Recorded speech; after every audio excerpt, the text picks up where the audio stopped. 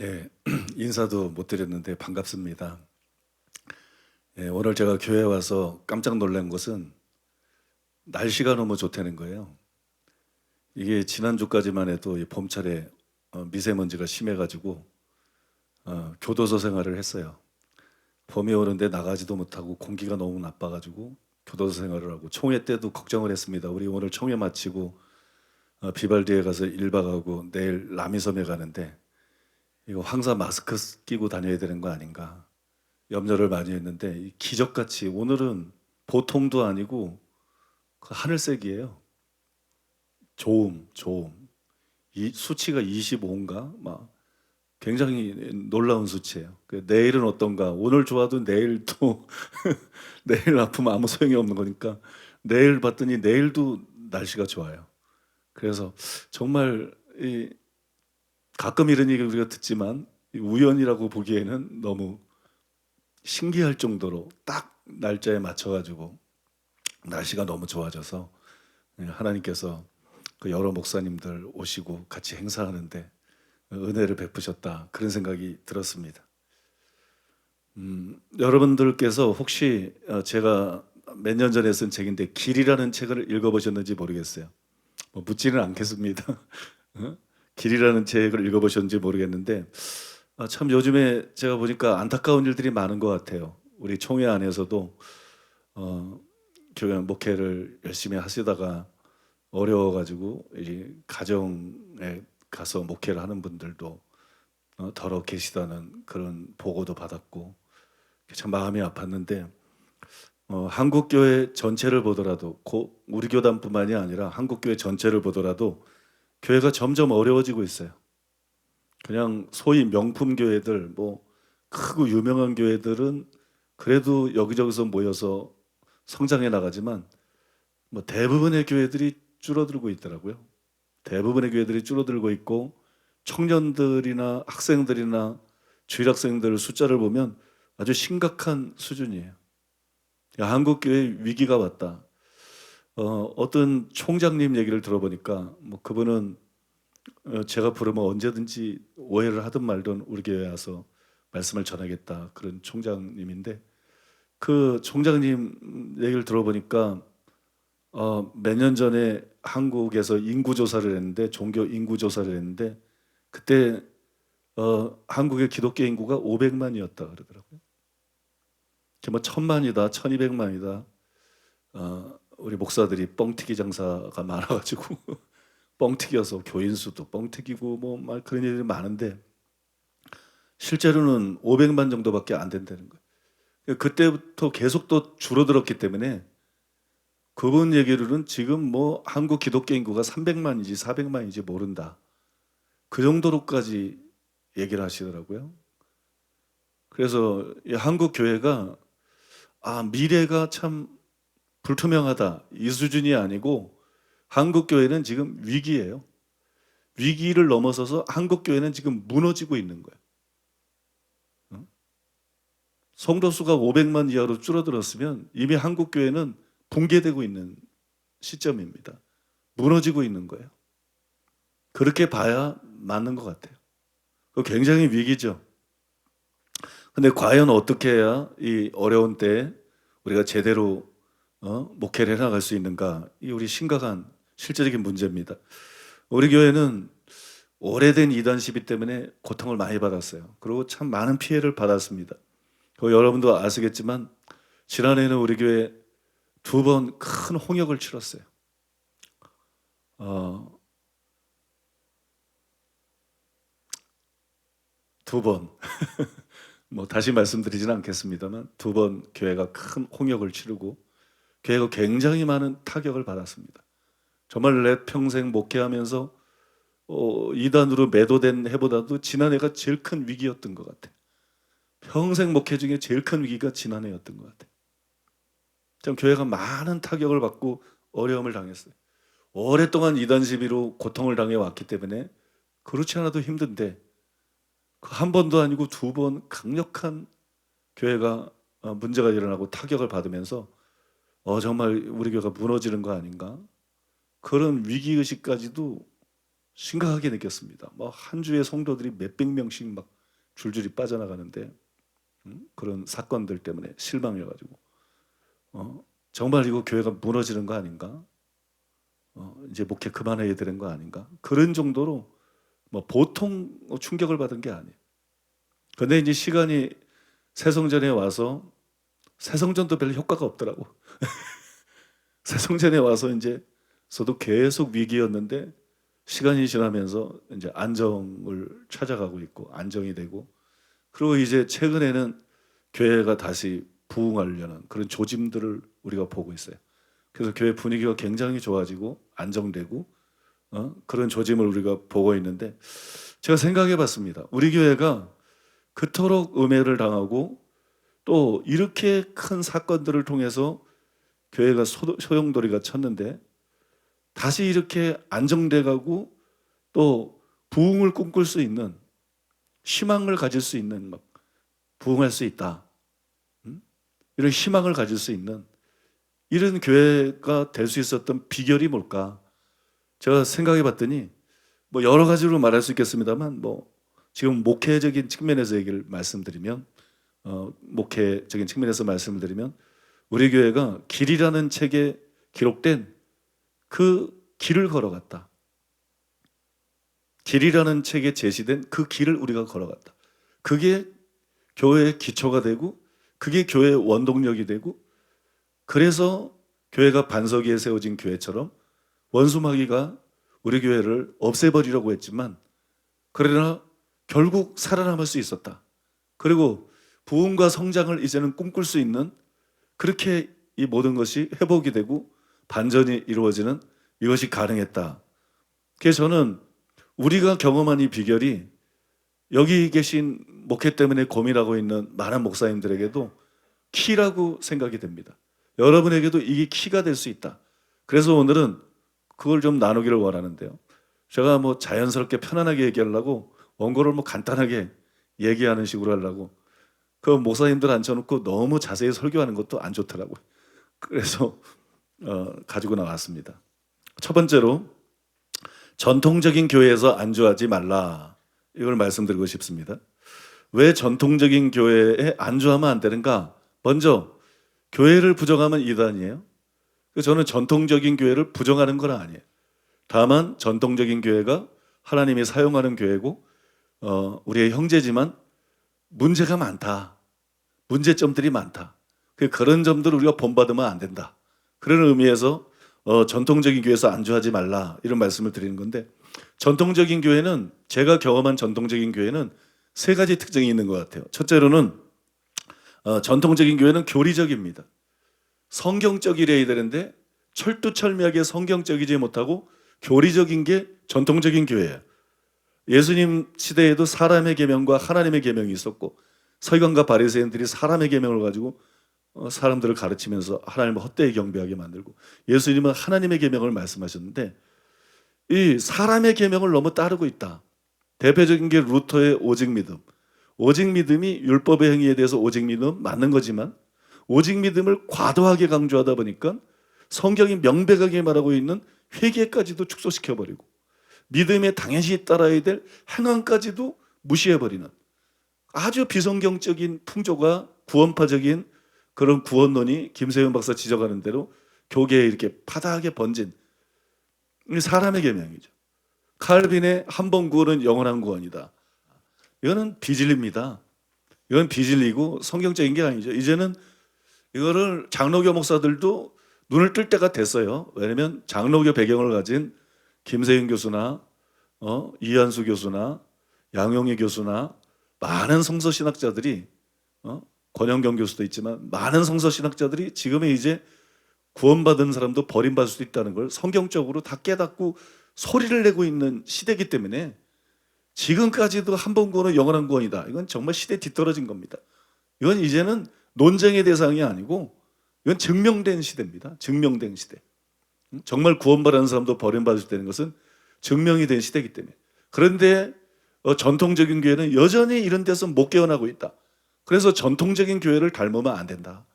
두 번째로는 전통적인 교회는 종교적이에요. 말씀을 사랑하는 거 좋아요. 그런데 뭐 강해 설교하고 제자 훈련하고 다 좋아요. 나쁜 거 아니죠. 그런데 왜 그렇게 은사를 터부시하는가? 왜 이렇게 성령의 은사를 터부시하는가? 성령이 귀신인가? 성령이 하나님이고 하나님이 교회에 은사를 주신 것을 기뻐하고 감사하고 사모해야지, 왜 이렇게 강해 설교자들 중에 다수도, 학자들 중에 다수도 왜 자꾸 은사를 인정해도 마지못해 인정을 하고 평가절하시키고, 난 그들이 능력이 없어서라고 생각해요. 능력이 없어서. 학자들도 보면 은사를 시원하게 인정하는 학자가 없어요. 자기들의 능력이 없으니까, 자기들의 아킬레스건이니까. 이 종교적이라는 거예요. 종교적이라는 거. 세상 종교에 있는 교리와 예배와 종교 의식, 이런 거로 다 채워진. 그러나 살아계신 하나님의 강력한 역사가 일어나지 않는다. 세상 종교와 다를 바가 없는, 자꾸 이렇게 종교적이 되어버렸다는 거. 이거 닮으면 안 된다는 겁니다. 이건 교회의 바른 방향이 아니기 때문에. 세 번째로는, 전통적인 교회는 너무 정치적이에요. 제가 뭐 백석에서부터 백석이라든지 한기총이라든지 기성, 예성, 통합, 이렇게까지 많은 교단들을 이렇게 이단 시비에 시들리면서 겪어봤는데, 한마디로 말해서 목사들의 세계가 초등학생보다 못하다.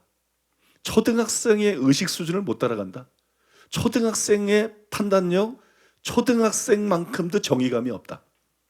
초등학생들도 사건을 알아봐가지고 옳은 건 옳고 아닌 건 아닌 건데, 지금 한국 교회는 진실을 가지고 옳은 거를 옳다 하는 게 불가능할 정도로 정치화되어 버린, 사실만 가지고는 뭘 결정 내린 게 불가능할 정도로, 이게 지금 한국 교회 현실인데 굉장히 비정상적인 거예요. 굉장히 비정상적인 거. 왜냐 그러면 천국은 돌이켜 어린아이 같이 되어 가는 것인데, 믿음이 좋을수록 목회자들이 어린아이 같이 되어야 되는데 왜 이렇게 때가 많이 묻었는가? 그 정치적이라는 건 때가 묻은 거거든요.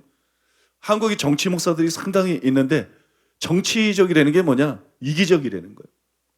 나 중심적이고 이기적이니까 정치적이 되는 거고, 정치적이라는 것은 교만화되는 거예요. 또 정치적이라는 것은 탐욕적이라는 거예요. 이게 정치인들에게 나타나는 거죠. 근데 이게 지금 한국교회 목사들에게 나타나고 있다. 교단들에게 나타나고 있다. 한국교회는 지금 너무 정치적이다. 이건 타락한 것입니다. 이건 부패한 것입니다. 이건 따라가면 안 되는 것입니다. 우리 교회에서 임원 선거를 하는데 왜 몇 명 이상 성도가 되지 않는 목회자들이 총회 임원이 될 자격을 주지 않느냐? 그거는 제가 무엇 때문에 그러겠어요? 이 작은 교단이지만 정치화되는 것을 우려하는 거예요. 정치화되는 거. 제가 교단들을 겪어보니까 교인은 한 명밖에 안 되고 교인은 몇 명밖에 안 되는데 시 연합회 회장이야. 그러면서 사람을 죽이는 일을 해.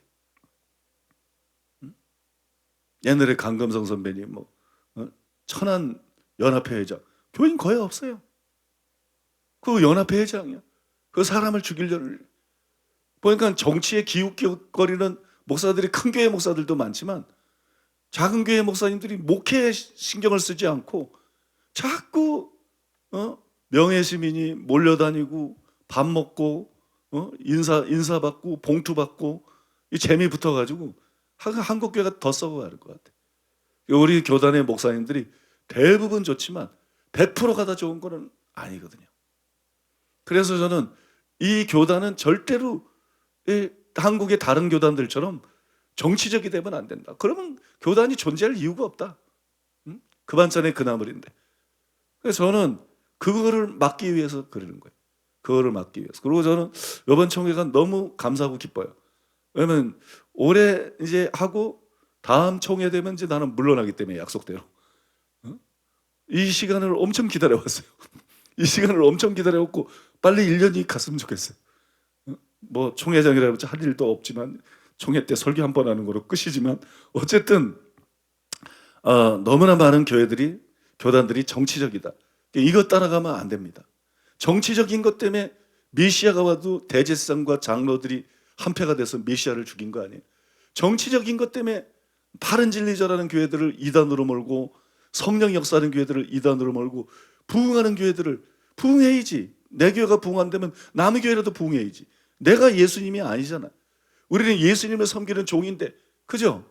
우리는 한 팀인데 내가 부흥 안 되면 다른 데도 부흥해야 되고, 우리 기적이 아니라면 다른 데도 기적이 일어나서 영혼들이 구원받는 걸 기뻐해야 이 목사의 기본 마음인데, 이 기본 마음을 잃어버린 목사들이 얼마나 많은가. 그래서 한국 교회가 얼마나 기형적이고 비정상적인 지금 모습을 나타내고 있는가. 절대로 정치적인 거는 용납하면 안 된다. 저는 저희 교단이 작은 교단이지만 뭐 지금까지도 그랬지만 앞으로도 절대로 정치적인 것을 용납하지 않을 것입니다. 절대로 정치적인 것을. 그런 거 말고 이 조그만 교단에서 노회장 뭐 아무것도 아니지. 이 조그만 교단에서 총회장 소꿉놀이 하는 거지. 그게 있어야 되니까 있는 거고 그렇지. 거기 무슨 명예가 있고 무슨 권세가 있고 노회장이 되고 뭘 해도 다른 회원들이 목회를 잘 할 수 있도록 섬기고 이런 생각을 해야지. 뭘 제재를 하고 자꾸 뭘 근데 제가 우리 교단에서도 그런 성향을 극소수지만 봤거든요. 그래서 내가 우려가 돼서 그런 방침들을 정하는 거. 절대로 우리는 정치적인 그런 목사가 되면 안 되고, 또 이 정치적인 노예나 정치적인 교단이 되면 안 될 줄로 믿습니다. 두 번째로는 영성운동은 길이 아니라는 거예요. 전통적인 교회를 우리가 본받아서도 안 되지만 영성운동은 길이 아니다. 전통적인 교회에 실망을 하고 또 목회를 하면서 한계를 느낀 많은 목회자들이 어디로 눈길을 돌렸느냐? 영성운동으로 눈길을 돌렸어요. 아마 여러분 중에도 그런 분들이 있을 거예요. 저도 그런 사람 중에 한 사람이에요. 저도 여러분 울산에서 목회하면서 이 방식과는 희망이 없다. 그래서 영성운동에 눈길을 돌리고 영성운동 집회를 얼마나 쫓아다니는지 몰라요. 울산에서 봉고차 타고 목사 몇이서 작은 교회 목사 몇이서 봉고차 타고 서울 뭐 수도 없이 올라왔어요. 와가지고 막 그냥 뭐 돈이 있습니까? 그 집회하는 교회 목사님한테 말아가지고 어디 유아실 같은 데서 자고 뭐 사무실 같은 데서 자고 화장실 가서 아침에 세수하고 주변에 나가가지고 저쪽에 보니까 2,000원짜리 뼈다구 해장국이 있더라고. 2,000원짜리 뼈다구 해장국 사 먹고. 근데 저는 그게 제 체질에 맞는 것 같아요. 뼈다구 해장국이. 그 뼈다구 해장국을 오늘 먹어도 맛있고 내일 먹어도 맛있고 그 다음날 먹어도 지금까지도 맛있어요. 지금까지도 맛있어가지고 뼈다구 해장국을 지금까지도 일주일에 한 번씩은 꼭 먹습니다. 그래서 저는 원래 천민 출신이래가지고 가난하고 뭐 못 배우고 아무것도 내세울 수 없는 그런 출신이라서 그런지 저는 그게 맞더라고요. 저는 강사 대접하느라고 한우를 먹었는데 울산에 있을 때는 소고기는 명절 때도 구경도 못했어요. 돼지갈비 구워서 식구들이 모여서 먹고 그랬죠. 근데 여기 오니까 이제 뭐 외국 강사님, 교회 부흥하고 외국 강사님들 많이 이렇게 모셔가지고 집회하면서 한우를 먹으러 가는데 버드나무집 가면 뭐 1인분에 뭐 지금은 7만 원, 8만 원이. 근데 옛날에는 5만 원, 5만 5천 원. 엄청 비싸죠. 엄청 비싼데 입에 넣으니까 살살 녹아요. 이야, 이렇게 맛있는 고기. 근데 금방 질려버리더라고요. 나하고는 안 맞는 것 같아요. 지금도 저는 소고기를 증오합니다. 소고기를 아주 싫어해요. 지금까지도 소고기를 막 쳐다보기도 싫어. 강사들 대접하면서 좀 먹어보니까 질려요. 그래서 난 태생이 어쩔 수 없이 감자탕이 나한테 맞는가 보다. 아무튼 그런 생각을 했는데요. 여러분, 저도 영성운동이 희망인 줄 알았어요. 그 영성운동 집회에 열심히 참석했습니다. 그런데 많은 경험을 통해서 영성운동에 변두리만 있을 때에는 영성운동이 희망인 줄 알아요. 왜냐하면 직접 모르니까. 세계적인 막 선지자니 사도니 이런 사람들이 뭐 죽은 자를 살리고 천국에 왔다 갔다 하고 순간 이동을 하고 뭐 엄청난 기적 얘기만 들으면 우와, 성경을 찍고 나온 선지자 같고 사도 같고 이야, 대단하다 싶고 와, 이게 희망이다 싶어. 그런데 우리는 교회가 성장하면서 최고의 영성운동 강사들을 직접 겪었잖아요. 가족처럼, 친구처럼 직접 겪었잖아요. 그분들이 좋은 분들이더라고. 나쁜 분들은 아니더라고. 이런 뭐 전통적인 교회 목사님들하고는 좀 많이 달라요. 좋은 분들이에요. 근데 문제가 뭐냐? 이게 답이 아니라는 게 너무 분명해지는 거예요. 대부분 그분들이 자기 앞가림도 잘 못합니다. 조직을 갖고 있는 사람 외에는 피터 와그너나 빌 해먼이나 뭐 이런 사람들처럼 조직을 갖고 있는 사람들 외에는 대부분은 자기 앞가림도 못합니다. 자기 앞가림도 못하고 어디서 강사를 불러주나, 어디서 날 또 초청해주나, 뭐 도시를 바꾸고 열방을 바꾸는 게 아니고 사실상은 자기 앞가림도 못해요. 간증이 대단하고 뭐 그래도. 영성운동을 제가 보면서 느낀 게 뭐냐, 경험한 게 뭐냐. 첫째, 영성운동은 너무 상업화됐다. 마태복음 10장 8절에 예수님이 말씀했잖아요. 병든 자를 고치며 죽은 자를 살리며 나병 환자를 깨끗하게 하며 귀신을 쫓아내되 너희가 거저받았으니 거저주라. 그런데 영성운동은 전통적인 교회마다 이 부분에 있어서 더 썩었어요. 더 탐욕스러워. 영성운동하는 목사들의 정확한 프로테이지는 모르겠습니다. 30%일 수도 있고 50%일 수도 있고 70, 80%일 수 있어요. 목사가 아닙니다. 장사꾼입니다. 장사꾼. 돈벌이를 위해서 하는 거예요. 돈벌이. 돈벌이를 위해서 외국 강사를 불러오면 우리 교회 외국 강사 불러서 다른 교회 보내줄 때 깨끗하게 보내줘. 영성운동은 안 그래. 강사 갖고 장사합니다. 이 강사를 보내주면 그 강사에게 돈을 주는 게 아니라 이 사람이 포주처럼 얼마를 요청해. 정반원이 다 그런 인간들이야. 포주처럼. 허리니 뭐 다 그런 인간들이고. 장사꾼들입니다. 장사꾼들. 그러니까 이게 영성운동이 너무 타락한 거예요. 돈을 너무 좋아하는 거. 강사들 이용해서 막 헌금 한 몫씩 뽑아내고 비례문 올 때마다 마지막에 특별 기도해가지고 돈 뽑아내잖아요. 잘못된 거예요. 일반 교회도 안 그러는데 거저받았으니 거저주라 그러는데 돈 받고 집회하는 거, 입회비 받고 집회하는 거, 그 영성운동이 다 주도하고 있잖아요. 그리고 강사 이용해가지고 막 거액의 헌금들 뽑아내고 예언 빙자에서 헌금 뽑아내고 배니인 왔을 때 앞자리 암 환자한테 1,000만 원에 팔고.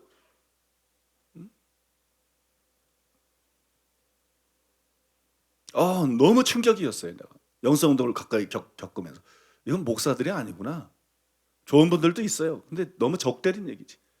이건 장사꾼들이구나. 이건 장사치들이구나. 여기 무슨 희망이 있겠는가. 그 다음에 영성운동은 현상에 치우쳐 있어요. 현상에. 뭐 쓰러지는 현상 뭐 이런 거. 쓰러지는 현상이 꼭 성령이 강하게 임해서 나타나는 거냐. 성령이 강력하게 임하면 쓰러질 수 있어요. 근데 영성운동에서는 이미 이게 묵시적으로 관례가 돼버렸어. 성령이 안 임해도 얼마든지 쓰러질 수 있어. 마음에 쓰러질 준비를 이미 하고 있고 일부러 쓰러지는 건 아니래도 그냥 자연스럽게 쓰러지게 돼 있어. 상당수의 사람들이. 그럼 뭐 하려고? 그러면 맨 처음엔 성령의 능력에 임해서 사람이 책에서만 있던 건데 굉장히 멋있어 보이더라고. 놀라워 보이더라고. 근데 나중에는 많은 집회를 참석하면 뭐 하려고 바닥에 쓰러졌다 일어나고 쓰러졌다 일어나고 저러지. 옷만 버리게. 막 요란하게 웃어. 성령이 임해서 그런 일이 있을 수도 있어요. 거룩한 모습이라. 그런데 이것도 관례가 돼버렸어. 너무 관례가 돼버렸어. 실제적인 성령의 강력한 임재나 역사는 없어요. 그러니까 병은 잘 안 나. 병은 잘 안 낫고 귀신도 실제로 안 쫓겨나가. 사람도 잘 안 바뀌어. 그런데 넘어지기는 억지로 넘어져. 웃기는 엄청 웃고 금가루는 엄청 쏟아지고. 이게 초점이 바르지 않아서 이스라엘 백성들이 매출하기를 구하니까 매출하기를 주는 것처럼 초점이 바르지 않으면서 현상을 구해서 그들이 구한 대로 그들의 정욕대로 하나님이 준 것이구나. 그게 영성운동에 나타나는 현상이에요. 여러분 세계적인 강사를 초청해가지고 영성운동은 현상에 치우쳐 있고 영성운동은 거품이 심하다는 건데 세계적인 강사들을 우리가 많이 초청했잖아요. 간증을 들었을 때는 막 어마어마해요. 어마어마해. 그럼 우리는 엄청난 기대감을 가지고 집회를 했는데 아니 외국에서는 죽은 잘 살리는데 한국에 하면 감기를 못 고쳐. 외국에서는 간증해서 이렇게 대단했던 사람이 한국에 하면 되는 게 없어. 뭐가 되는 게 없어. 별게 없어요. 별게. 그러니까 처음에는 성도들이 막 그 간증들 보고 엄청 사모하는 마음으로 모였다가 나중에는 안 모여. 식상돼 가지고 안 모여. 응? 안 모입니다. 이 충격이에요, 여러분. 응? 그다음에 이분들이 간증이 대단하다 할지라도 어떻게 해야 돼요? 정확하지가 않아요, 예언이. 그들이 하는 예언들이 정확하지 않아요. 또 치유도 별로 안 나타나요. 성경에 특별히 예언을 하려고 하라. 그랬기 때문에 예언을 해야 됩니다. 그죠? 특별히 예언을 하고. 그거는 미래를 예고하는 예언이 아니에요. 그거는 덕을 세우고 건면하고 안위하는 예언. 그런 예언들은 상당히 적중률이 높습니다. 우리 교회에서도 그렇고 영성운동 강사들도 그렇고 굉장히 적중률이 높아요. 그러나 미래에 대한 예언들은 터무니없습니다. 미래에 대한 예언들, 여러분 신디 제이콥스 세계적인 여선지자라 한자 떠들었는데 신디 제이콥스 말에 의하면 우리 벌써 통일됐어야 돼요. 비레몬 예언은 엄청 틀립니다. 그 사람이 대통령 된 사람이 대통령 된 사람이 별로 없어. 예언 엄청 틀립니다. 한국에 가서만 한 예언들 뭐 부지기수 틀립니다. 사실 조사해보면 신디니 비레몬이니 나쁘고라서 한국에 올 수 없어요.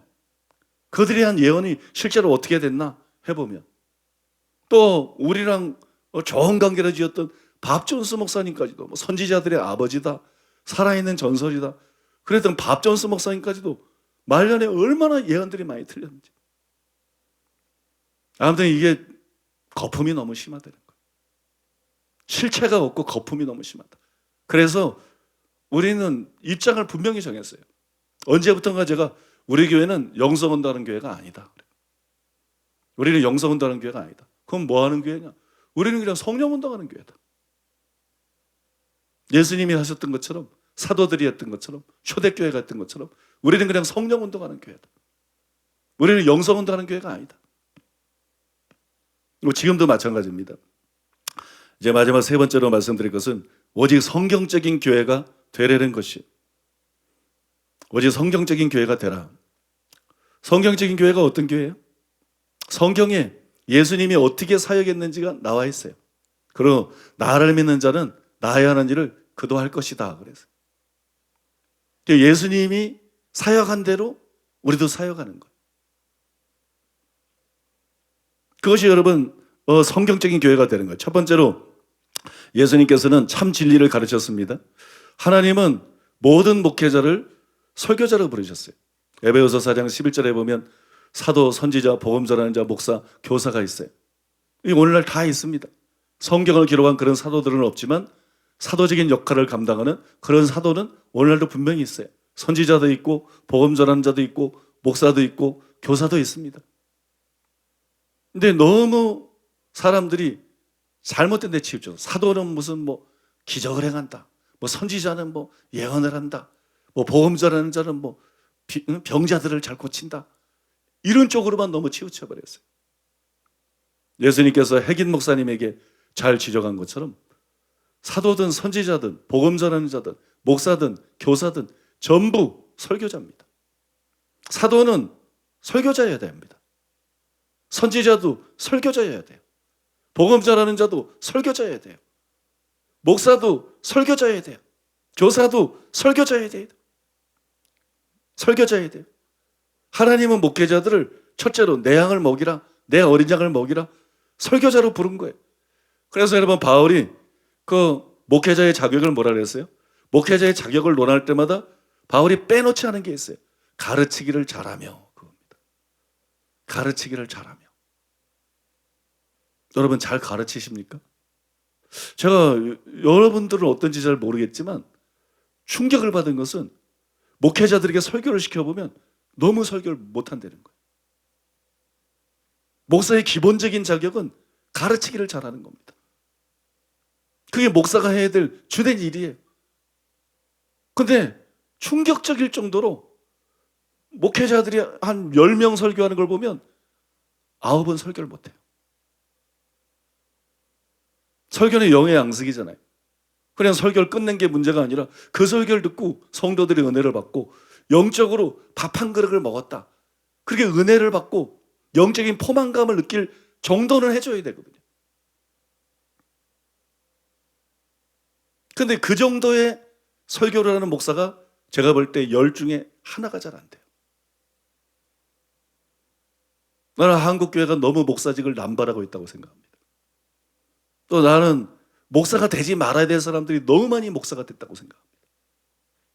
하나님이 정말로 목사를 불렀다면 설교를 그렇게 할 리가 없어요. 왜냐하면 하나님께서는 하나님의 은사와 부르심은 로마서 11장 29절에 나오는 것처럼 함께 가는 것이기 때문에 정말 하나님의 목사를 불렀으면 그 일을 감당하도록 은사를 주셨을 거예요. 자기가 열심히 준비했을 것이고 정도 이상의 설교를 할 것이에요. 그런데 목회자 중에 10 중에 9은 진짜로 설교를 너무 못한다. 너무 못한다. 이게 여러분 우리나라 어떤 현실인 것 같아요. 목회자는 설교자로 부름을 받은 것입니다. 설교를 잘 못하는 목사는 있을 수가 없어요. 수술을 잘 못하는 의사가 있을 수 없는 것처럼 약을 잘 못 짓는 약사가 있을 수 없는 것처럼 자동차를 수리하지 못하는 수리공이 있을 수 없는 것처럼 설교를 잘하는 목사는 있을 수가 없어요.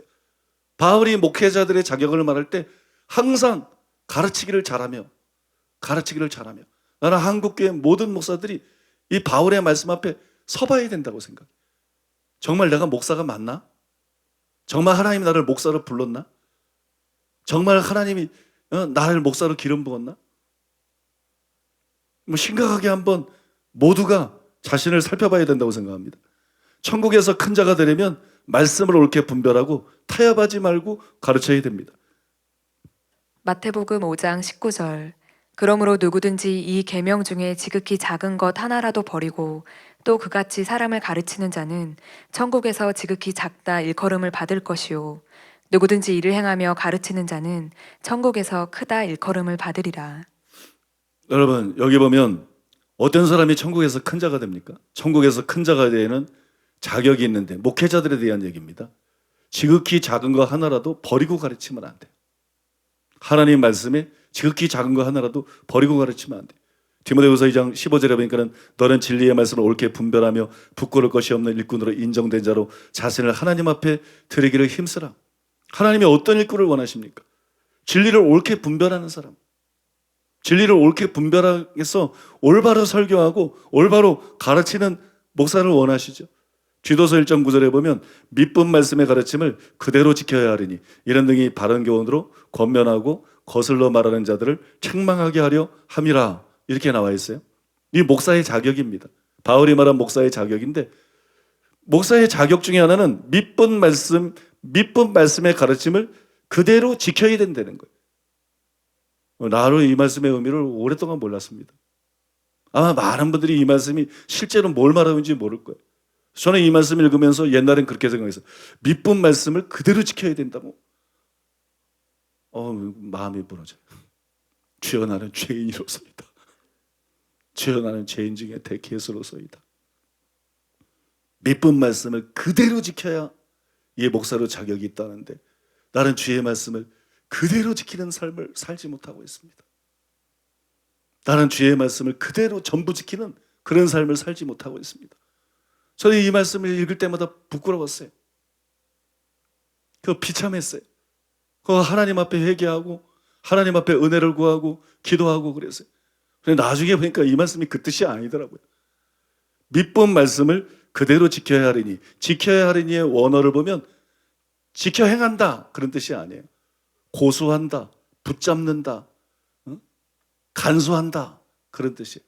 그리고 믿음 말씀은 사도들이 전한, 사도들이 가르친 성경에 기록되어 있는 올바른 진리를 말하는 거예요. 목사의 자격은 뭐냐? 진리의 말씀을 옳게 분별해서 설교 잘하는 게 목사의 자격이 아니라는 거예요.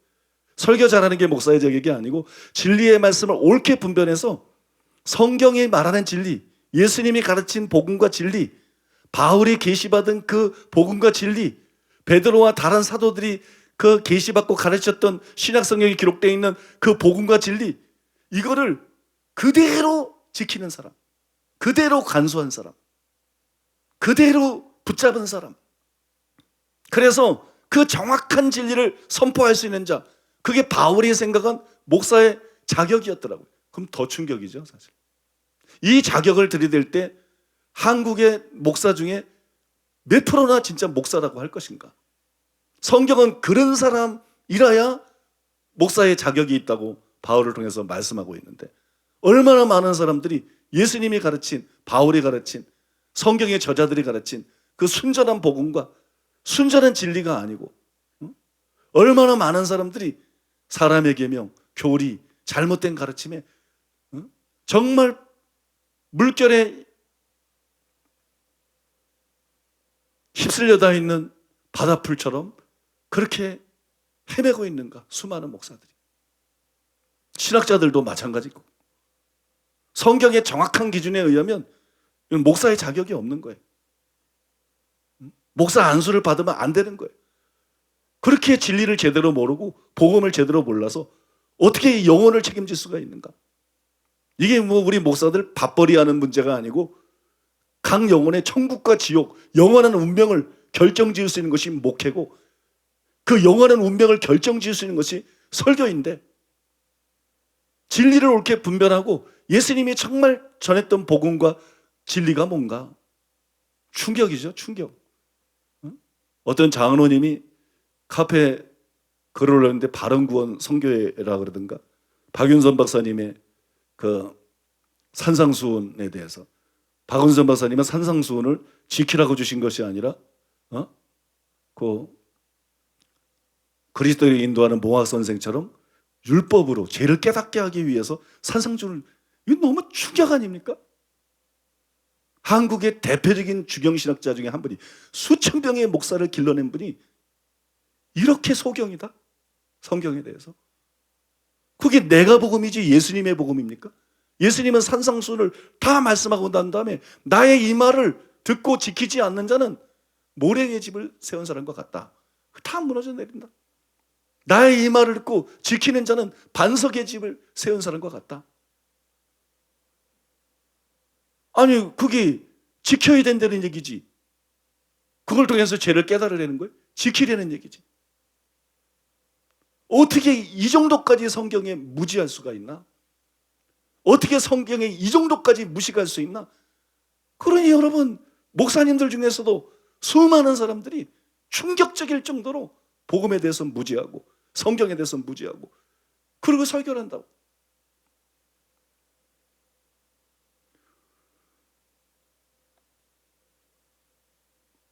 모든 목회자가 성도들과 달리 자기가 설교한 말씀의 질을 심판받습니다. 자기가 설교한 말씀의 질에 의해서 하나님의 심판대 앞에서 심판을 받습니다. 고린도전서 3장 10절로 15절. 내게 주신 하나님의 은혜를 따라 내가 지혜로운 건축자와 같이 터를 닦아두매 다른 이가 그 위에 세우나 그러나 각각 어떻게 그 위에 세울까를 조심할지니라. 이 닦아둔 것 외에 능히 다른 터를 닦아둘 자가 없으니 이 터는 곧 예수 그리스도라. 만일 누구든지 금이나 은이나 보석이나 나무나 풀이나 짚으로 이 터 위에 세우면 각 사람의 공적이 나타날 것인데 그날이 공적을 밝히리니 이는 불로 나타내고 그 불이 각 사람의 공적이 어떠한 것을 시험할 것임이라. 만일 누구든지 그 위에 세운 공적이 그대로 있으면 상을 받고 누구든지 그 공적이 불타면 해를 받으리니 그러나 자신은 구원을 받되 불 가운데서 받은 것 같으리라. 심지어 지옥에 가는 자도 더럽히면 멸하시리라. 그거는 저 설교 원고입니다. 성경 구절이 아니고. 예. 많은 사람들이 이 말씀을 갖다가 이제 부끄러운 구원에 대해서 말씀한 거로 착각하잖아요. 근데 이거는 대상이 성도가 아니라 문맥을 보면 목회자들입니다. 목회자들에 대한 말씀이고 성도들의 신앙생활이 아니라 목회자들의 사역에 대해서 지금 사도 바울이 기록하고 있는 거예요. 토대적인 사도로서 바울이 예수 그리스도에 대한 계시를 받아서 복음 진리로 터를 놓았어요. 그 뒤에 터가 뭐예요? 복음입니다. 예수님에 관한 진리들, 진리입니다. 그 위에 집을 짓는 게 뭐예요? 신앙생활이 아닙니다. 뭐 말씀을 지키고 뭐 이러는 게 아닙니다. 봉사하고 이게 아닙니다. 다 말씀입니다. 그 뒤에 기둥을 세우고 집 세우고 지붕을 덮고 이게 다 말씀입니다. 그러니까 이거는 여러분 설교 사역을 말하는 거예요. 목회 사역을 말하는 거예요. 근데 어떤 사람은 금이나 은이나 보석으로 집을 짓는데 어떤 사람은 나무나 풀이나 짚으로 집을 짓는다. 그리고 불로 하나님이 심판한다. 그래서 불이나 나무나 풀이나 짚은 다 사라지고 금은 보석만 남는다. 그래서 다 사라진 사람은 상을 받지 못한다. 목회 평생 했다고 천국 가서 큰 자가 되는 게 아닙니다. 원로 목사라고 천국 가서 큰 자가 되고 상 받는 거 아닙니다. 평생 목회한 게 헛된 목사들도 많습니다. 왜냐 그러면 금이나 은이나 보석으로 설교해야 돼요. 하나님의 말씀이 천천금은보다 귀합니다. 거룩한 것을 계획에 던지지 말고 진주를 돼지 앞에 던지지 말라. 하나님의 말씀이 보석과 같습니다. 순수한 하나님의 말씀으로 깨달아서 설교하고 성도들을 양육하고 목회해야 되는데 그게 아니라 나무나 풀이나 집 같은 아무 의미 없는 자기 생각, 진짜 해석이 아니라 그냥 무슨 감상문 쓰는 것도 아니고 성경 읽고 그냥 들은 풍월에다가 그냥 망고 자기 생각, 아니면 뭐 분별도 못하고 그냥 어떤 유명한 학자들의 견해, 교단의 교리 이거 가지고 설교하는 거, 이거 나무나 풀이나 짚으로 집을 짓고 있는 거예요. 그러니까 목회자들은 자기가 설교한 그 설교의 질에 의해서 심판을 받게 된다. 이 심판을 준비해야 돼요. 왜 하나님이 목회자들에게는 단순히 그들의 삶이 아니라 그들이 전한 메시지를 또한 기준으로 상급 심판을 하시느냐? 이건 상급 심판입니다. 그 상급 심판을 하시느냐?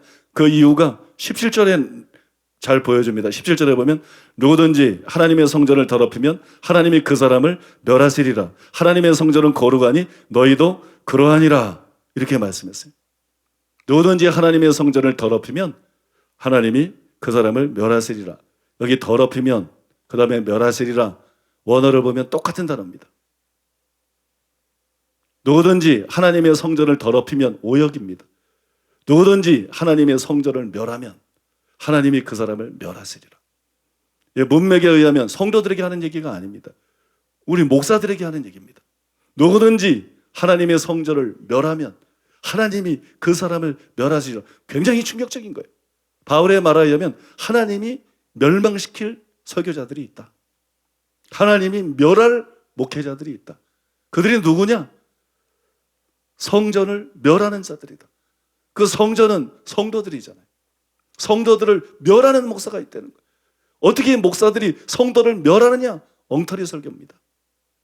엉터리 복음, 구원파적인 엉터리 복음, 그 다음에 준비되지 않은 엉터리 설교, 이거 가지고 영혼들을 미워가고 평생 주일 성수하고 11조하고 봉사해도 결국 지옥 가게 만드는 이런 설교자들, 이런 목사들 한국 땅에 부지기수입니다. 소수가 아니고.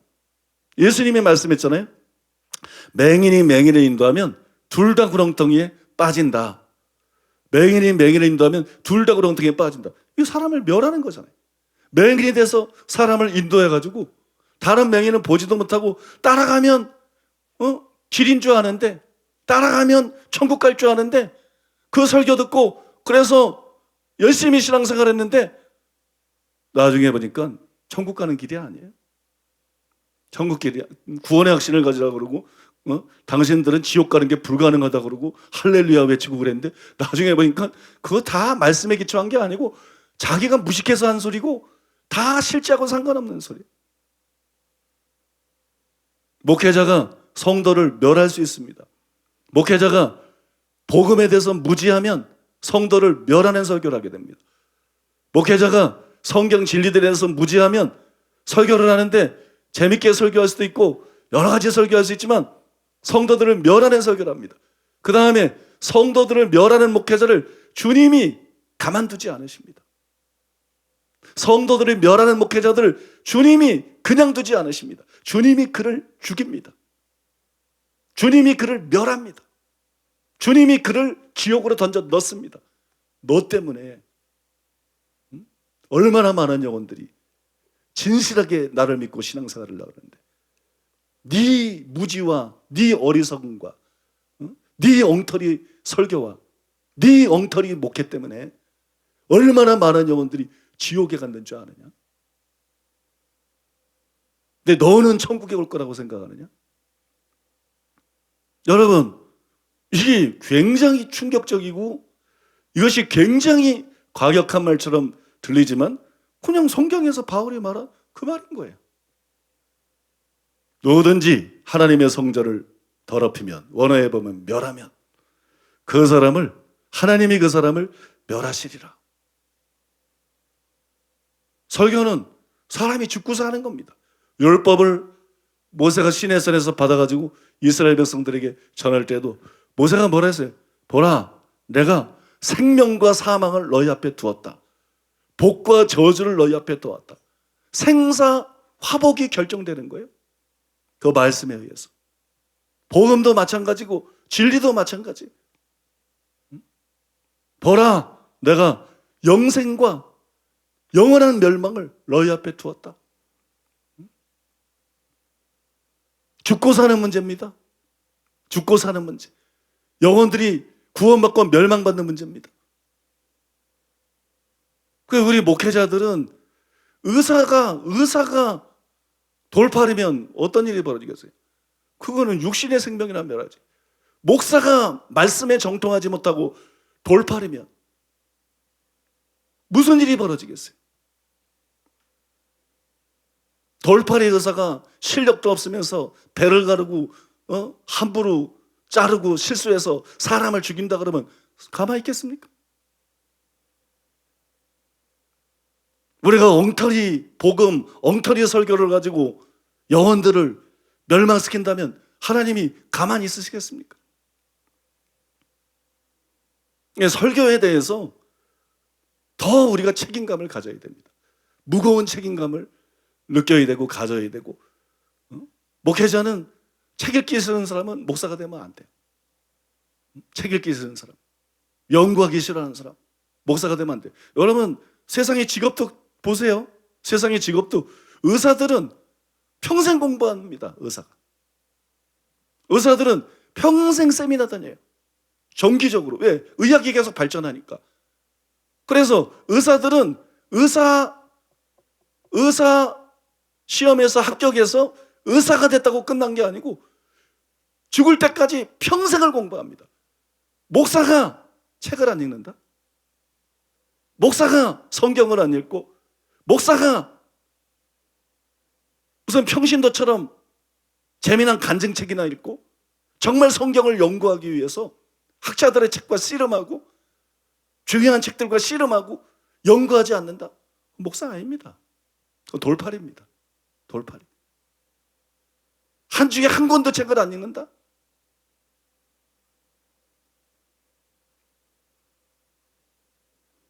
여러분, 우리 책임이 얼마나 막중한지를 알아야 돼요. 두 번째로 예수님은 천국 복음을 전했습니다. 첫 번째로 예수님은 참 진리를 가르치셨고, 두 번째로는 천국 복음을 전파했는데, 천국 복음은 회개를 요구합니다. 예수님은 복음을 전할 때 회개하라고 외치셨어요.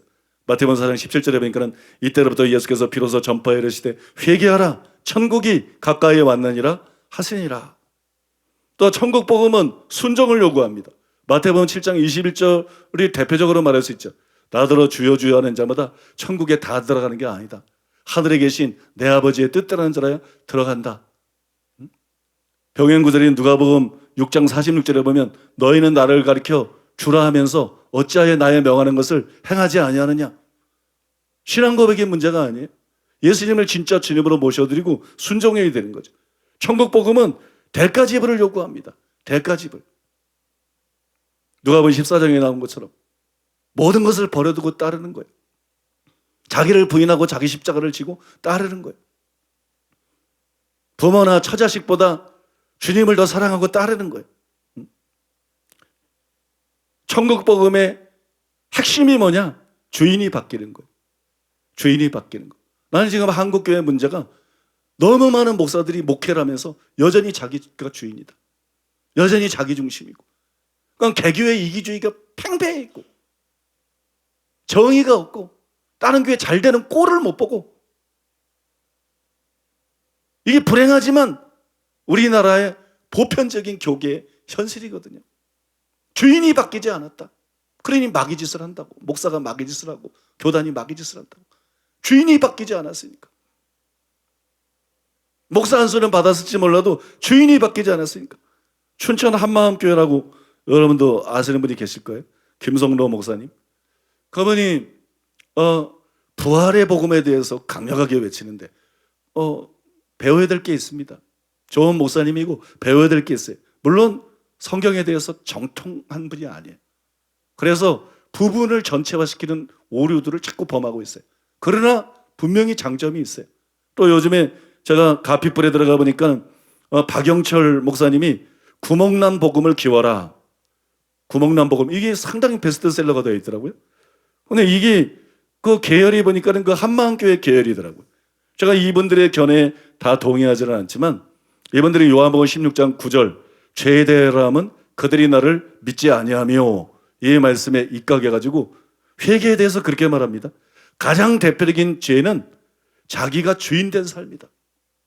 회개할 때 무슨 도덕법을 범한 거, 뭐 도둑질하고 살인하고 간음하고 뭐 이런 것만 회개해서 될 문제가 아니다. 우리가 회개해야 될 가장 대표적인 죄는 예수님을 믿지 않고 자기가 주인 되어 있는 것이다. 이 죄를 회개해서 주인이 바뀌어야 된다. 이 주인이 안 바뀌니까 사람이 안 바뀌는 것이다. 주인이 바뀌어야 사람이 바뀐다. 이 주장에 대해서는 저는 동의해요. 물론 거기도 부분적인 진리예요. 그들은 자꾸 찰스 피니, 김성로 목사님은 찰스 피니식의 회개는 바른 게 아니다. 찰스 피니는 기억나는 모든 죄를 회개하라 그래요. 그런 회개해봤자 별 의미가 없다. 예수님을 믿지 않는 죄, 자기가 주인 된 죄, 예수님을 주인으로 모셔드리지 않은 죄, 이 죄를 회개해야 된다. 맞는 말 같죠? 요한복음 16장 9절. 근데 성경은 요한복음 16장 9절만 있는 게 아니에요. 쉬운 예로 세례요한이 광야에서 회개하라고 외치면서 백성들에게, 군병들에게, 다른 사람들에게 예수 믿지 않은 자를 회개하라 이러지 않았어요. 그들의 삶 속에서 회개하고 고쳐야 될 걸 말했어요.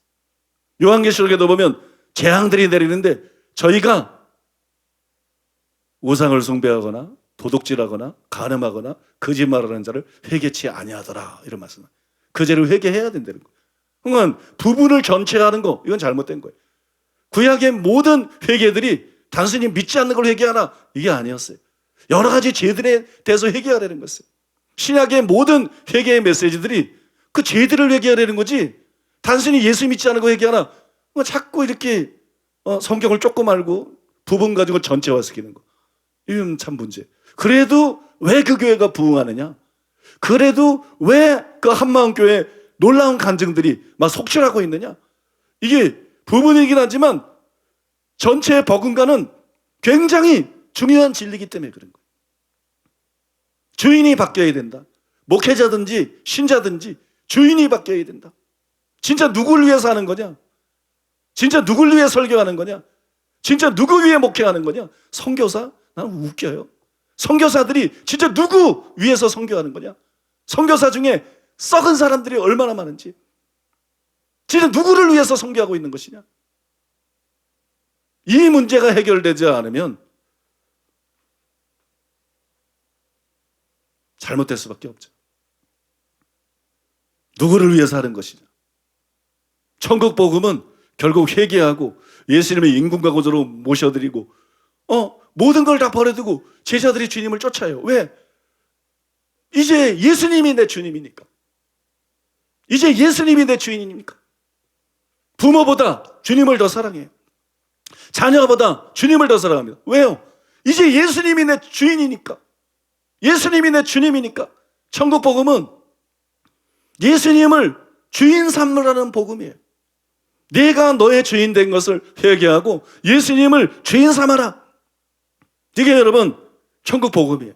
예수님은 천국 복음을 전했어요. 세 번째로 예수님은 모든 병자들을 고쳐주셨습니다.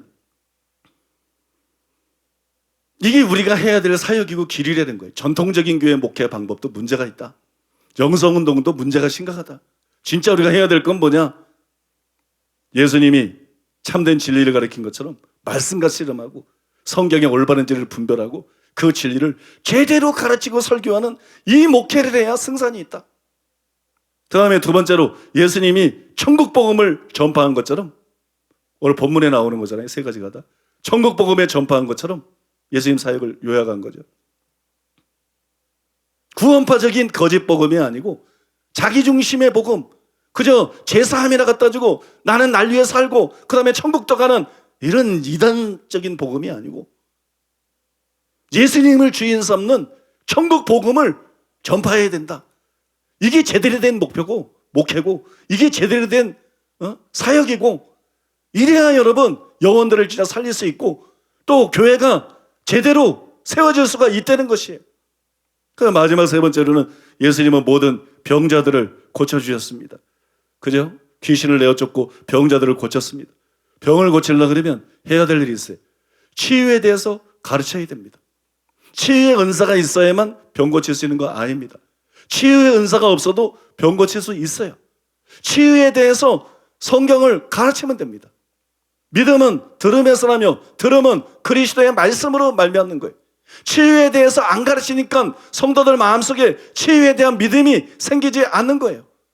세계적인 치유사역자인 핵인 목사님도 어디 가든지 치유에 대해서 믿음에 대해서 가르칩니다. 그러면 듣는 사람들 속에 막 믿음이 올라옵니다. 그리고 기도하면 치유 은사가 없더라도 병자들이 낫게 돼 있는 거예요. 목사님은 왜 치유를 안 가르칩니까? 우리 동역자들이 치유 은사가 있어가지고 굳이 제가 가르칠 필요를 못 느껴요. 또 동역자들이 사사모 모임에서 잘 가르치고 있기 때문에. 그러면 여러분, 치유가 일어나게 하려고 그러면 여러분들이 치유가 일어나는 곳으로 가야 돼요.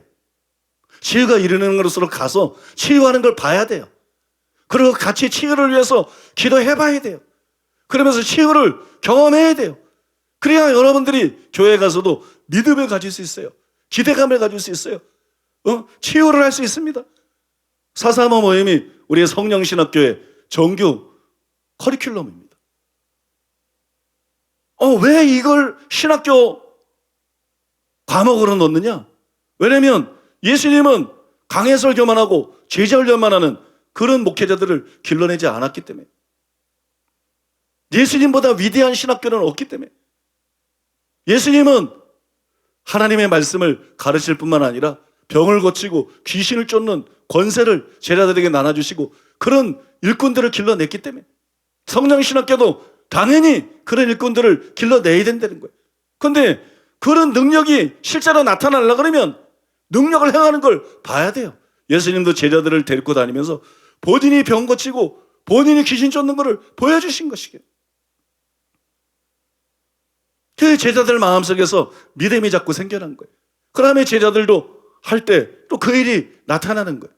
저는요, 우리 총회를 생각할 때 좀 이해가 안 가는 게 하나 있어요. 제가 모르겠습니다. 제가 혹시 여러분 중에 사사모 모임에 정규적으로 혹은 비정규적으로 참석하는 분인지 모르겠어요. 근데 제가 추측할 때에는 참석하는 분들이 거의 없는 것 같아요. 저는 그게 이해가 안 가요. 왜 목회자들이 사사모 모임 같은 이런 좋은 모임이 있는데 관심이 없을까? 왜 참석을 하지 않을까? 지금 우리 목회자들에게 필요한 게 그거 아닙니까?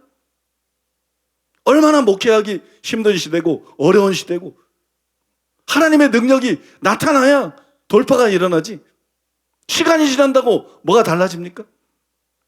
저도 작은 교회를 오래 15년 동안 해봐서 알지만 이게 무슨 다 큰 교회로 몰려가고 명품 교회로 몰려가고 1년 지난다고 늘어납니까? 들어오는 사람 나가는 사람 빼면 그대로고, 우리 모두에게 돌파구가 필요한 거잖아요. 그런 장이 있는데 왜 목회자들이 관심이 없을까?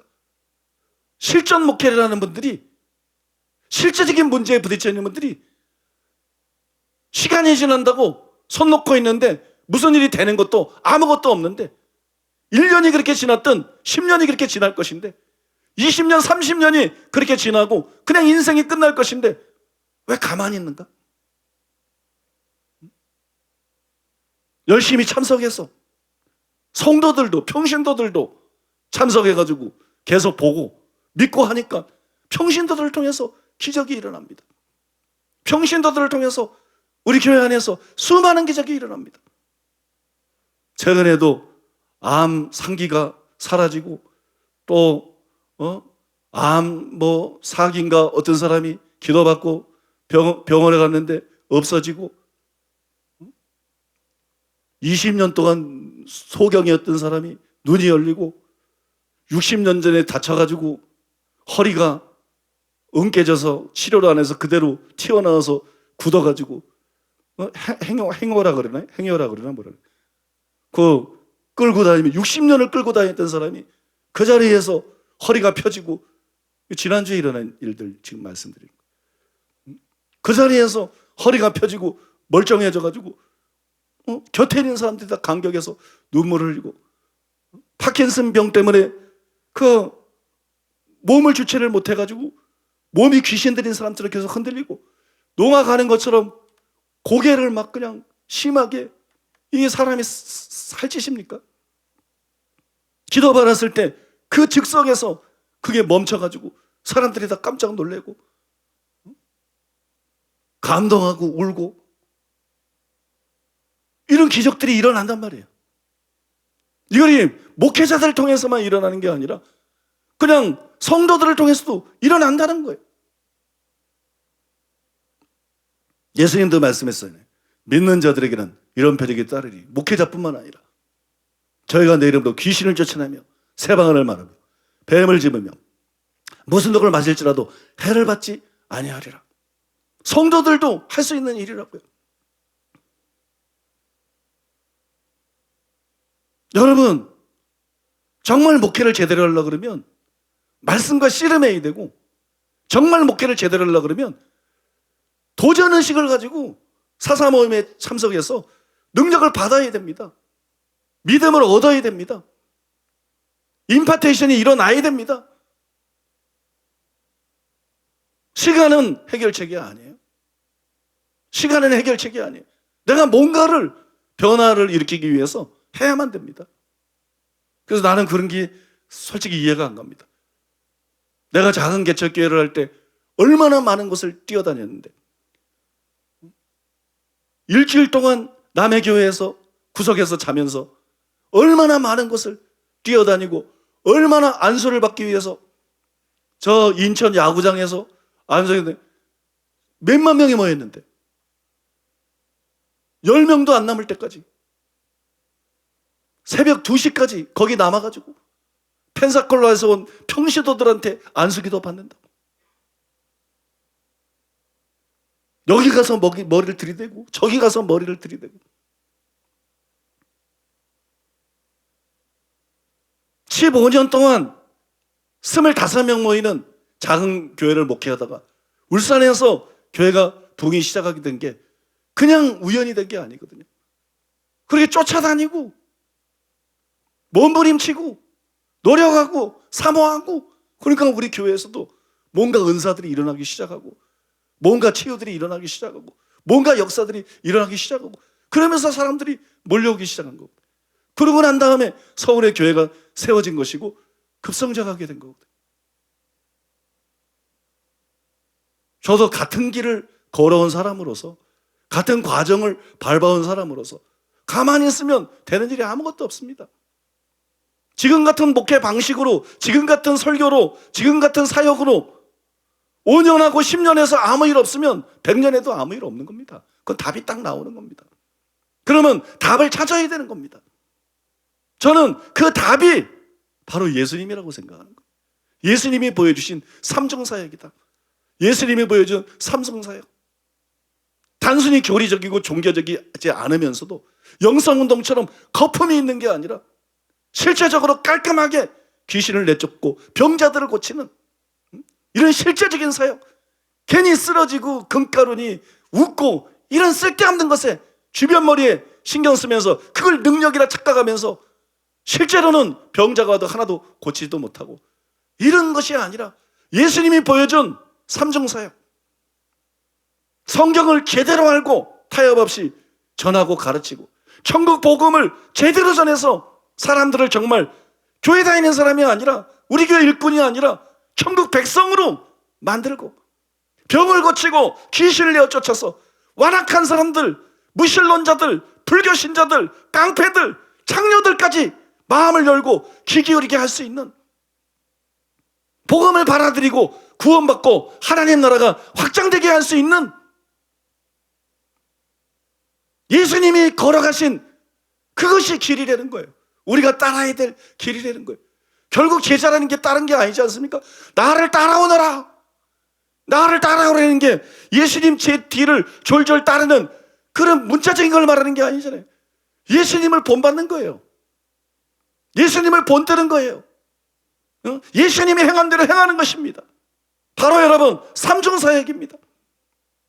이 삼중사역이 저는 우리 교회가 크게 부흥할 수 있는 비결이요, 여러분들 교회가 크게 부흥할 수 있는 비결이요, 지금 무너져 내려가고 있는 이 한국 교회가 회복될 수 있는, 다시 부흥될 수 있는 그런 유일한 길이라고 저는 믿습니다. 삼중사역이 회복되는 것. 결론을 말씀드리겠습니다. 왜 가르치는 것만 가지고 안 될까요? 왜 천국 복음을 전하는 것만 가지고 안 될까요? 바꿔 말하면 또 왜 치유만 가지고는 안 될까요? 왜 축사만 가지고 안 될까요? 이게 세 가지가 함께 가야 돼요. 성경을 제대로 가르치는 것, 복음을 제대로 전파하는 것, 그 다음에 병을 고치고 귀신을 쫓는 것, 이게 같이 가야 돼요. 이거는 예수님이 모범으로 보여준 사역이에요. 예수님은 완전한 분이고, 예수님은 무엇이 옳은지를 알고, 예수님은 무엇이 방법이고 무엇이 길인지를 압니다. 이것은 예수님이 모범으로 보여준 사역이에요. 예수님은 예수님이니까 한 사역이 아니라 12제자를 당신의 한 일과 똑같은 일을 하는 제자로 만든 거예요. 바울도 여러분 예수님을 육신으로 계실 때는 본질이 없지만 예수님의 사역을 그대로 따라간 거예요. 바울이 얼마나 똑똑한 사람이든 오늘날로 따지면 세계적인 신학자나 교수가 될 수 있는 사람이지만 학문적인 데서 만족하지 않고 강해 설계에서 만족하지 않고, 바울은 예수님의 사역을 모범으로 삼고 예수님이 한 삼중사역을 그대로 했던 사람이 바울입니다. 근데 우리가 누구때 어설픈 설교 가지고 목회가 될 거라고 생각합니까? 어정쩡한 복음 가지고 목회가 될 거라고 생각합니까? 치유가 없이, 축사가 없이 영혼들이 구원받고 하나님 나라가 일어나고 확장되고 여러분 왕성케 될 거라고 생각을 합니까? 삼중사역만이 불완전하지 않고 완전한 사역이에요. 천국 복음은 인간의 영을 구원하는 겁니다. 말씀을 가르치는 것은 인간의 혼을 구원하는 거예요. 사람을 성화시키는 거예요. 그러면 여러분 모든 병과 모든 약한 것을 고치는 것은 인간의 몸을 구원하는 거예요. 예수님께서도 따라 내 믿음이 너를 구원하였으니, 치유를 구원이라 그랬잖아요. 따라 내 믿음이 너를 구원하였으니, 우리가 상대해야 될 것은 사람입니다. 사람은 짐승과 다른 것이에요. 사람은 영과 혼과 육으로 이루어져 있는 대상이에요. 우리는 여러분 삼중사역을 통해서 양들을 전인적으로 섬겨야 되는 것이에요. 양들을 전인적으로 만져야 되는 것이고 양들의 전인적인 필요를 채워줘야 되는 거예요. 그래야 여러분 등록을 하는 겁니다. 그래야 여러분 떠나지 않는 겁니다. 그래야 충성을 하고, 그래야 여러분 일꾼이 되는 것입니다. 삼중사역을 해야 가장 효과적으로 사역할 수 있습니다. 삼중사역을 해야 교회가 질적으로 성장합니다. 말씀을 제대로 가르쳐야, 참된 복음을 가르쳐야 성도들이 변화가 되고 교회가 여러분 질적으로 바뀌고 질적으로 성장하게 됩니다. 삼중사역을 해야 교회가 또한 양적으로 변화가 됩니다. 양적으로 성장합니다. 대표적인 예가 오랄 로버츠 목사님이에요. 저는 전성기 때 한 해에 100만 병씩 예수님께로 인도한, 제가 요즘에 생각해 봤어요. 교회를 하나님의 은혜로 많은 어려움을 겪으면서도, 반대를 겪으면서도 하나님의 은혜로 불가능한 것 같았는데 교회를 완성해서 들어오고, 그 다음에 많은 위기가 있었지만 교회가 안정돼 가고, 그러면서 돌아봤어요. 나는 뭐를 했나? 나는 무엇을 했나? 나는 주님을 위해, 나는 하나님을 위해 지금까지 살아오면서 한 일이 얼마나 있나? 나도 벌써 50 중반이 됐는데 내가 앞으로 산들 얼마나 더 살 것인가? 금방 시간이 지나갈 것인데 나는 얼마나 열매를 맺었나 생각해 보니까 한심한 거예요. 부끄럽고 한심한 거예요. 왜 그런 생각이 드느냐? 오랄 로버츠는 1년에 100만 명을 구원했다는데, 전성기 때 1년에 100만 명을 하나님 앞에 돌아오게 했다는데, 나는 지난 수십 년 동안 몇 명을 구원했나? 몇 명을 하나님 나라로 인도했나? 내 사역을 통해서 10,000명이나 될래나? 안 될래나? 오랄 로버츠는 1년에 100만 명을 인도했는데 나는 지금 무엇을 하고 있나? 내가 죽을 때까지 주의 일하고 충성한다 그래봤자 과연 몇 명이나 하나님께로 인도할 수 있겠나?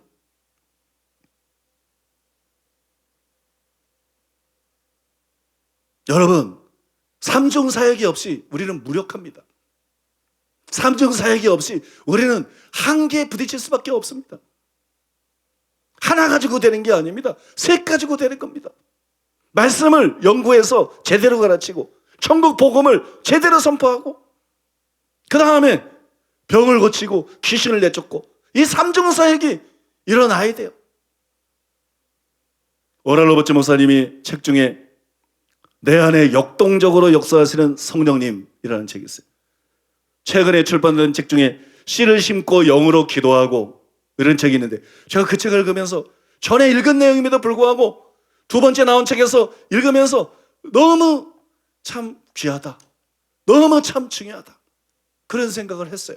그 책에 나오는 일부를 여러분들에게 읽어드리고 오늘 말씀을 마치기를 원합니다.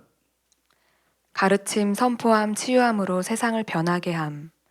내게 주어진 하나님의 말씀은, 아들아, 다른 사람들과 같이 되지 말고 다른 목사들처럼 되지 말며 내 교단과 같이 되지 말거라. 너는 예수님이 한 것처럼 사람들을 고치고 구원하도록 하라였다. 이 말씀들이 나를 깨어나게 했고 내가 얼마나 실패했었는지를 볼 수 있게 해주었다. 내 영혼 깊은 곳으로부터 나는 울부짖었다. 주님, 저는 어떻게 예수님처럼 되어야 하는지 알지 못합니다. 하나님께서는 이렇게 대답해 주셨다. 사복음서와 사도행전을 3일 동안 무릎 꿇고 3번 읽도록 하라. 그러면 어떻게 예수처럼 되는지를 내가 보여주겠다. 그 어떤 스승도 내게 이렇게 이야기한 적이 없었다. 내가 속한 교단을 따르고 그 교리를 붙들며 교회의 지도자들을 따라 배우도록 하라. 절대 독립적인 사역을 하지 말라라는 것이 내가 지금까지 들은 것이었다. 내게 주신 지식의 하나님의 말씀에 순종하기로 결심하고 복음서와 사도행전을 전심으로 받아들이게 되자 나는 깨달음을 얻게 되었다. 나는 예수님께서 그 당시 종교적인 직위를 얻으려고 하지 않으셨다는 것을 발견했다. 그와는 정반대의 모습이었다. 예수님께서는 하나님께서 지시하지 않으신 것은 절대 하지 않으셨고, 하나님께서 말씀하시는 것을 듣기 전에는 아무런 말씀도 하지 않으셨다. 예수님께서는 아버지와 직통선을 가지고 계셨지만 나는 그렇지 못했다. 나는 그렇게 적응되지 못한 사람이었다. 나는 신학서적과 다른 설교가의 설교책들을 읽었고 이 설교들을 전하도록 배웠다. 내 사역의 예처럼 나는 예수님께서 하신 일을 직접적으로 들여다보지 않았다. 나 자신이 아닌 그 누군가의 모습이었고 하나님께서 의도하신 그런 모습이 아니었으며 너무도 불쌍한 모습이었다. 예수님과 그분의 제자들의 사역과 비교해 보았을 때 그 결과는 너무도 비참했다. 예수님께 초점이 맞춰진 마태, 마가, 누가, 요한복음과 사도행전을 읽기 위해 무릎을 꿇는 순간 나는 내 자신이 너무도 부족했다는 것을 보게 되었다. 내가 해온 사역의 방법들은 그분의 것과는 달랐다. 부르심을 받은 설교가 중 한 명일 뿐이며 너무도 부족한 결과를 가지고 있기 때문이다. 예수께서 잃어버리고 상한 영혼들을 구원하신 그런 모습이 아니었던 것이다. 사복음서를 3번 읽는 것을 마치자 놀라운 일이 일어났다. 이것을 설명할 가장 좋은 방법은 이것일 것이다. 예수께서, 진짜 예수께서 이 땅에서의 예수님의 사역과 삶을 보여주는 유일한 진짜 정보인 너무도 중요한 이 복음서의 페이지들 위에 서 계신 것이었다. 내가 이해하지 못하는 바로 그 부분에서 예수님을 본 것이다. 예수님께서 자신을 내게 보여주시는 것처럼 느껴졌다. 거기서 예수님께서는 흙길로 걸어가셨고 아브라함이 알고 있는 그 마을들을 방문하셨고 거룩한 도시인 예루살렘 성 안으로 들어가셨다. 전에 나는 그분 전체가 아닌 너무도 부분적으로만 보았었다. 이제 예수님께서 선포하시고 가르치시고 또한 고치시는 것을 따로따로가 아니라 한꺼번에 사용하시는 분명한 그림을 갖게 된 것이다. 그런 다음 나는 하나님께서 예수님처럼 되라라고 하신 말씀을 깨닫게 된 것을 알게 되었다. 내 사역에 있어 거의 모든 것들을 바꿔야만 했다. 왜냐하면 예수님께서 하신 것처럼 선포하고 가르치고 고치는 사역을 한꺼번에 하지 않고 있었기 때문이었다. 내가 하는 설교는 마태복음 4장 23절로 25절에 나타난 것처럼 예수님께서 3가지를 한꺼번에 사용하신 것과는 거리가 먼 것이었다. 예수께서 온 갈릴리에 두루 다니사 저희 회당에서 가르치시며 천국 복음을 전파하시며 백성 중에 모든 병과 모든 약한 것을 고치시니 그의 소문이 온 수리아에 퍼진지라. 사람들이 모든 앓는 자, 곧 각색병과 고통에 걸린 자, 귀신 들린 자, 간질하는 자, 중풍병자들을 데려오니 저희를 고치시더라. 갈릴리와 데가볼리와 예루살렘과 유대와 요단강 건너편에서 허다한 무리가 쫓으니라. 여기서 나는 예수님께서 선포와 가르침 그리고 치유를 한꺼번에 섞어서 사용하심으로 복음의 좋은 소식을 나누고 있음을 보았다. 그저 단순히 선포만 하거나 그저 가르치기만 하거나 그저 고치기만 하신 것이 아니었다. 이 3가지로 적절한 조화를 이루게 해서 복음에 접근하셨다. 한 페이지, 그 책의 한 페이지 뒤에 보면 오라로버츠 목사님이 계속해서 이렇게 말했습니다. 예수님께서 복음을 3중으로 접근하신 이 방법의 결과는 사람들의 마음을 열리게 했고 하나님을 향한 그들의 태도를 부드럽게 했으며 그들의 삶이 변할 수 있다는 꿈을 꾸게 했다. 그것은 자신들의 삶에 하나님의 기적적인 능력이 없는 종교적인 사람들이나 교단에 참여하는 기회와는 비교할 수 없는 것들이었다. 사도행전은 우리에게 예수님께서 부활하신 후 오순절날 성령이 임하심으로 그분의 은사가 부어진 후 사도들과 심지어 집사들이 어떻게 한꺼번에 가르쳤고 선포했고 치료했는지를 이야기해주고 있다. 그들은 정확히 예수님께서 가신 발자취를 그대로 따라갔다. 세상이 그들을 막을 수 없었고 이 그리스도인들의 믿음이 전 세계에 퍼져나갔다. 내가 이 땅에 태어났을 때는 적어도 이런 가르침과 선포함과 치유의 혼합된 모습은 그리스도의 몸된 교회에 더 이상 존재하지 않고 있었다. 나는 그 이유들을 알지 못한다. 예수님 이후 현재까지의 모든 세대에 내가 있었던 것은 아니다. 내가 읽은 모든 교회 역사들은 주 예수 그리스도를 믿는 많은 다른 사람들에 의해 다양한 방법으로 복음이 이어져 왔다는 것에 초점이 맞춰져 있다. 하지만 그 안에는 예수님과 초대교회 성도들의 예인 3가지 방법을 한꺼번에 사용한 부분은 빠져 있었다. 예수님의 방법과 행하심을 따르는 것에 대한 설교는 좀처럼 들어보지 못했다. 매우 적은 수의 목사들만이 우리가 사도행전에서 읽은 예수님이나 다른 기름 부음 받은 제자들이 즐겨 사용한 방법의 결과를 보았을 뿐이다. 지금의 내 지위와 현재 사용하는 방법들이 어떠한 대가를 치르던 간에 변해야 한다는 너무도 강력한 갈망들이 나를 가득 채웠다. 그것이 지금의 사역을 포기하고 세상에서 일자리를 구해야 한다는 것을 의미한다 할지라도 나는 울리는 메아리가 되는 것을 멈추고 주님의 목소리가 될 준비가 되어 있었다. 여러분 읽어드린 거기 때문에 주의 집중하기가 어려워서 충분히 이해하셨는지 모르겠는데 이 글의 제목이 뭡니까? 가르침, 선포함, 치유함으로 세상을 변하게 함. 가르침, 선포함, 자유함, 치유함으로 세상을 변하게 함. 대부분의 목회자들이 다른 목회자처럼 되려고 한다는 거예요. 어떤 큰 교회, 어떤 유명한 부흥사, 어떤 유명한 사역자, 대부분의 목회자들이 다른 목회자처럼 되기를 원한다는 거예요. 그게 성공적인 목회의 비결이라고 생각한다는 거예요. 네, 여러분, 오랄로버츠 목사님에게 예수님께서 친히 하신 말씀은 다른 목사들처럼 되지 말라는 거예요. 다른 교단들처럼 되지 마라. 너는 예수님처럼 되라. 다른 목사들을 닮은 짝퉁이 되려고 하지 말고 예수님을 닮은 진짜가 되라. 사역을 할 때 사랑의 교회처럼, 무슨 온누리 교회처럼, 뭐 여러 교회가 있겠죠, 유명한. 어느 교회처럼 단순히 그렇게 되지 말라는 거예요. 예수님이 어떻게 사역하셨는가를 보고 예수님을 본받으라는 거예요. 예수님이 가르치시고 선포하시고 치유하신 것처럼 가르치고 선포하고 치유할 수 있는 균형 잡힌 삼중사역, 완전한 사역을 할 수 있는 그런 사역자가 되라는 거예요. 어부들이고 세리들이고 형편없는 사람들이었지만 예수님처럼 삼중사역을 할 수 있었던 제자들로 인해서 천지가 진동했던 것처럼 오늘날도 예수님처럼 삼중사역하는 사람들이 일어날 때 비로소 도시가 움직인다는 거예요. 비로소 나라가 움직인다는 거예요. 비로소 여러분 천하의 영향을 끼칠 수가 있다는 것이에요. 집사 빌립이 예수님과 같은 사역을 가지고 갔을 때 사마리아가 떠들썩했던 것처럼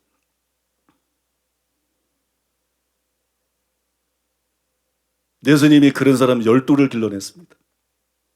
여기 중에 그런 목사님이 12만 나와도 대한민국에 희망이 있지 않겠습니까?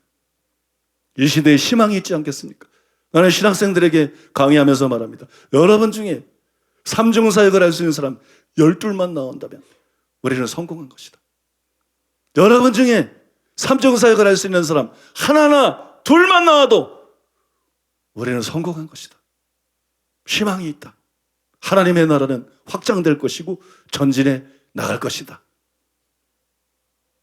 여러분, 오늘 말씀은 여러분을 부끄럽게 하거나 정죄하려는 것이 아니라 같은 과정을 밟아오고 지금도 나 자신은 삼중사역을 할 능력이 없어요.